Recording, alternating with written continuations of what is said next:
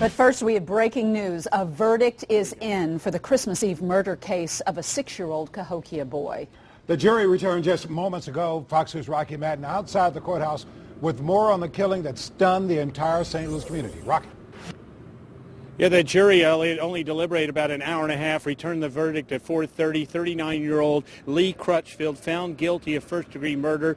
Authorities say he beat to death 6-year-old Ryan Smith. This happened 6 years ago this coming Christmas Eve. Now, Fox 2's George Sells, you were in the courtroom, and then you saw Crutchfield afterwards. What was his reaction to this verdict? In court, very little emotion, very little anything out of Crutchfield. All the emotion, all the reaction really came from family members of that young victim in the courtroom. Outside, Crutchfield was brought out. He was put into the elevator. I asked him if he had anything he wanted to say, and he just stared blankly at me. There was no emotion there whatsoever. It was just a blank stare, almost as though he didn't hear me, but I said it twice. He clearly did hear me, but he just a blank stare, Rocky. And finally, you talked to Ryan's grandmother. Now, she, in effect, lost her grandson, her daughter, who's going to prison for this also, and her other grandchild who's been taken away. So what was her reaction?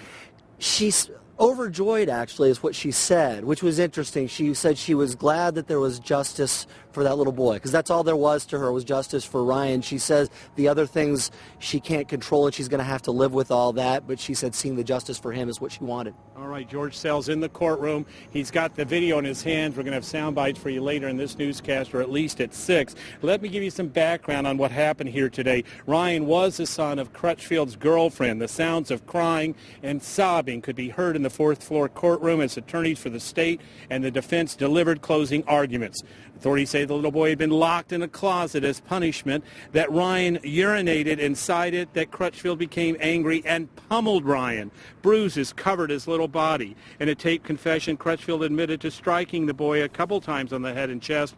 Ryan was 3 feet 9 inches tall. He only weighed 34 pounds. The defense insists that Ryan may have had epilepsy and some of his injuries may have resulted from a seizure, but the state's attorney said that the evidence proved it was murder. Ryan's mother, Star Lohman, witnessed what happened to her son. She was also charged with first-degree murder. She testified against Crutchfield after she cut a deal with the state and will plead guilty to a lesser charge and spend 15 to 30 years in prison. Now, Crutchfield's family came out. They had nothing to say.